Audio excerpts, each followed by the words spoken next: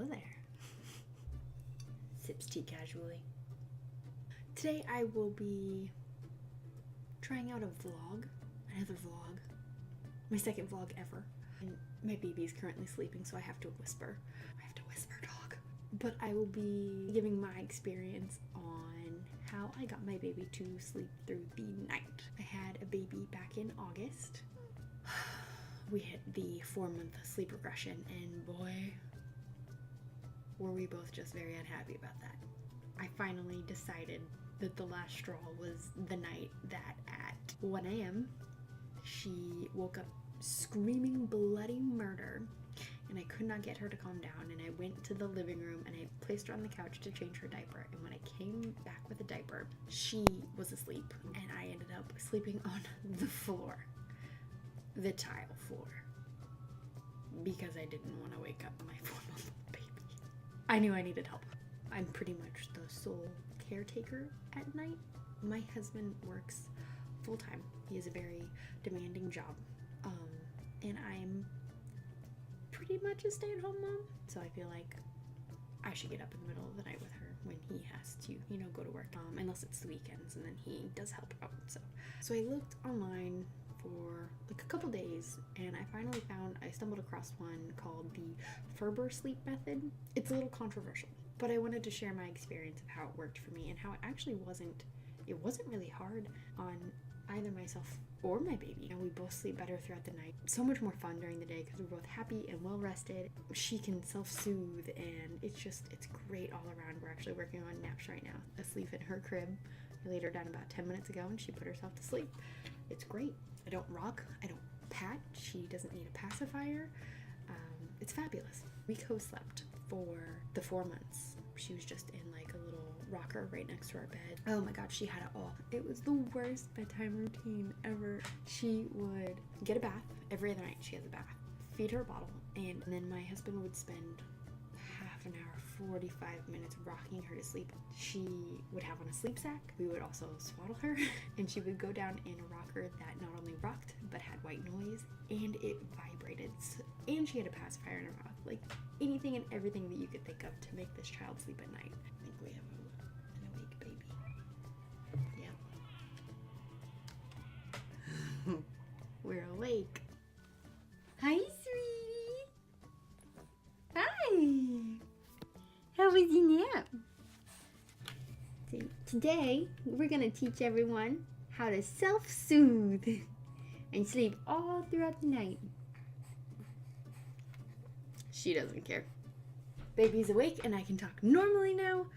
If you hear tinkling, she's in her playmat. She's having fun. The Ferber method is about having a strict routine and following through with that and never straying. Essentially, you have to be very strong about what you are requiring yourself and your baby to do, at least for the first couple days. And once you get that pattern down, it's a breeze. Dr. Richard Ferber. I can link the book on Amazon down below, but I went ahead and I got the ebook. I read it all in like one night because I was so excited to try it.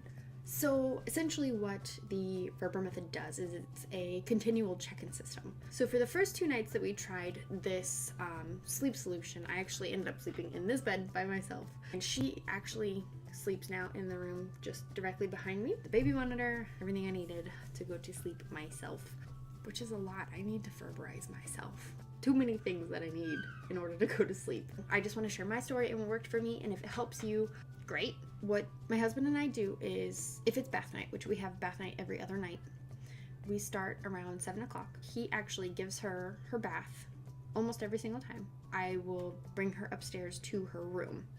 Now, it's important that you do the entire routine in the bedroom that they're going to fall asleep in. That way they don't only associate the bedroom with you putting them in this crib and then expecting them to sleep.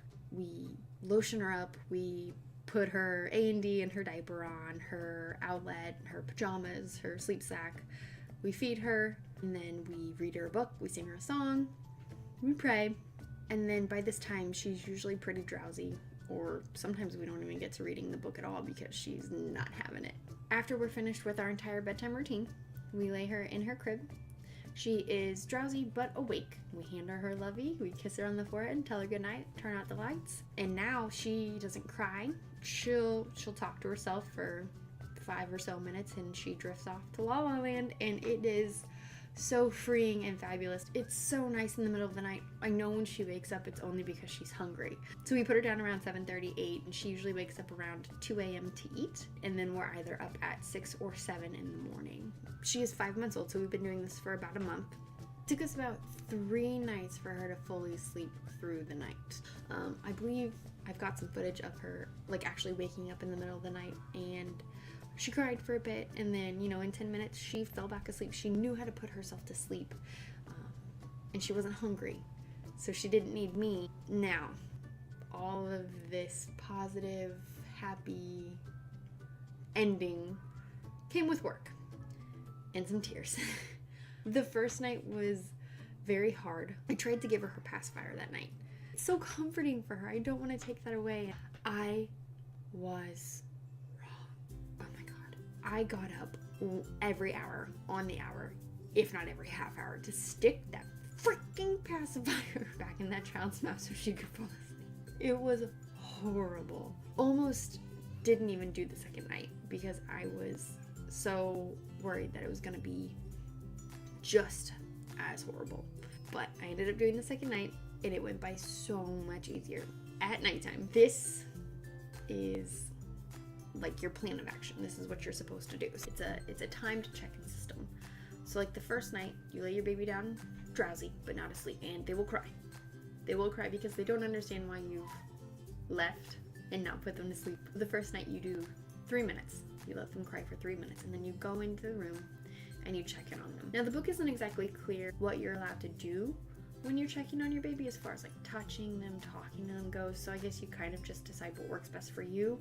We do a little bit of both depending on how hard she's crying. She really responds to face touches. Sometimes I'll just go in there, I won't even talk to her, I won't say a word, I'll just go in there and I'll kind of just cup her cheek, and she leans into it and she'll stop crying. You're not supposed to stay in the room more than a minute. Even if your baby is still crying, still upset, they're not meant to use you as the soother. You are just there to remind them that you have not abandoned them, you have not left them. And then after your 3-minute checkup, you extend the time. So you'll wait 5 minutes. And if they're still crying, you go in the room, you check on them for a minute. Under no circumstances do you pick the baby up, because they will always expect it and they will cry harder because that's what they want. They want your love, they want your cuddles, they want you to rock them to sleep. Now after the 5-minute checkup, you go to 10 minutes. On the first night, after the first 10-minute checkup, every checkup after that is 10 minutes until they fall asleep. Then once they fall asleep, the timer starts over. They wake up, half an hour later, it's 3 minutes, 5 minutes, 10 minutes, and it's like that for the whole night. And then on the second night, you start off with 5 minutes, and then 10 minutes, and then like 12 to 15 minutes, whatever you're comfortable with, so on and so forth. Keep extending, elongating the time. They learn that it's going to take you longer and longer to come in. Probably not even worth it to cry. Ferber recommends not to have any like sleep associations. So the sleep sack that she wears, he would say don't use that because you'll have to break her of it later on. But as of right now, that's not something that I feel like is really that important to us, and I think it helps her sleep throughout the night. So I'm going to continue to use it.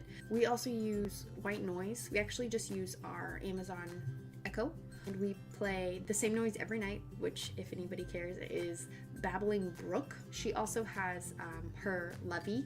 She's always really liked to like rub her face with material. Even like as a newborn, I don't know what that was about. These are all things that she can continue to have, as she grows. It's not like she has a pacifier in her mouth, and if she spits it out at night and can't find it, it's gonna wake her up. All these things are right next to her. I've seen her in the monitor reach for her Lovey and pull it towards her, and she falls back asleep.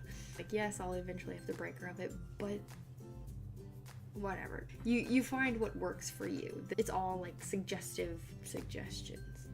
Ultimately, you would like to be able to place them down in the crib with just their pajamas and turn off the lights and say goodbye. She was 4 months old when we started this, and I did not expect that from her. So say your baby has like negative sleep associations that wake them up at night. You rock your baby to sleep and then you place them in the crib. Well, when they wake up in the middle of the night and you're not there rocking them, it's confusing. And so they wake up further and they're not able to soothe themselves to sleep the way that you soothed them.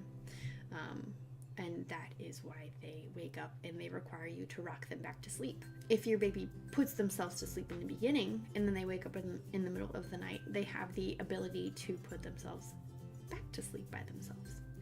I believe it says in the book to imagine that you've fallen asleep and when you wake up your pillow's missing. And you're confused because why would your pillow be gone? As an adult, if it's, fallen on the floor, it's easy enough to pick up and put underneath you and you fall back asleep. But as a baby, you're not physically able to do anything like that. So you cry out until someone who can do it can come help you. So just to put yourselves in the baby's shoes of why they're crying whenever they wake up and their surroundings are totally different from how they fell asleep. You take all of these suggestions with a grain of salt and you do what works for you and what works for your baby and leave it at that.